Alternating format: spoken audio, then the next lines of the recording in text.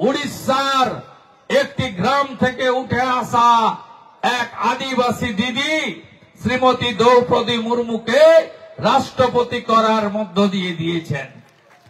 নরেন্দ্র মোদীজির নেতৃত্বে ভারতীয় জনতা পার্টি এনডিএ গত 1 বছরের মধ্যে যেখানে যেখানে সরকার করেছে, 1.5 বছরের মধ্যে 2টো রাজ্যে আদিবাসী মুখ্যমন্ত্রী দিয়েছেন। ছত্তিশগড়ে বিষ্ণুদেব সাই এবং উড়িষ্যাতে মোহন মাঝি। জনজাতি গৌরব দিবসে নরেন্দ্র মোদীজি কয়েক বছর আগে ঝাড়খণ্ডের রাঁচিতে গেছিলেন।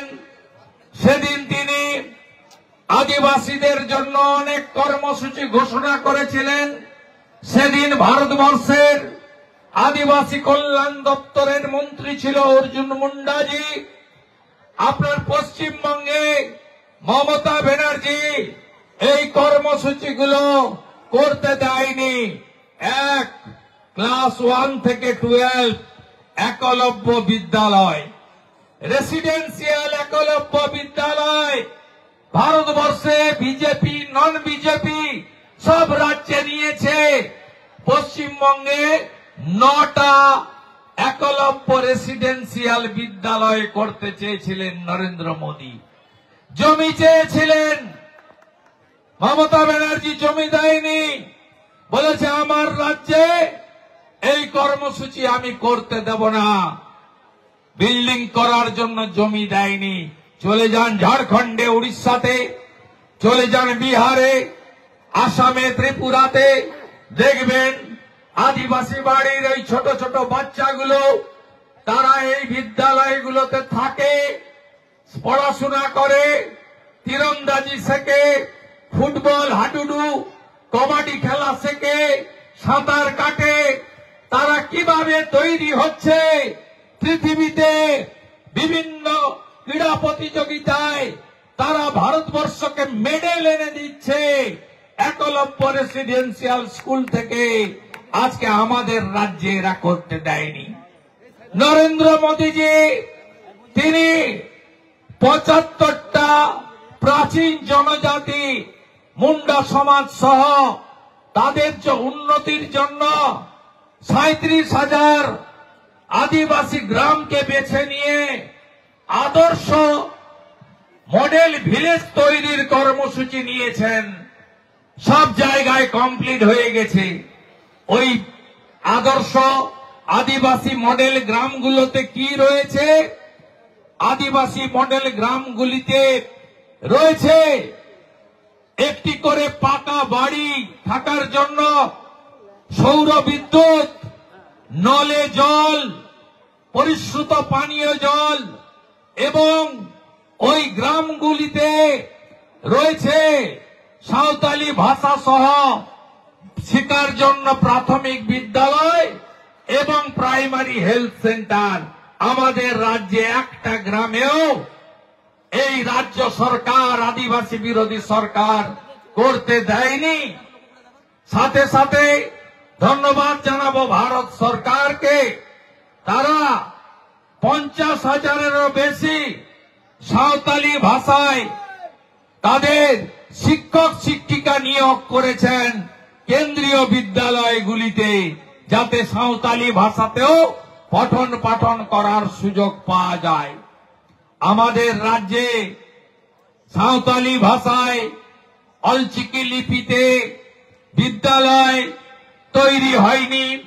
যেটুকু তৈরি হয়েছে পাঠ্যপুস্তক পাওয়া যায় না, শিক্ষক নিয়োগ হয় না। এই হচ্ছে পশ্চিম বাংলার আদিবাসী বিরোধী সরকারের ভূমিকা।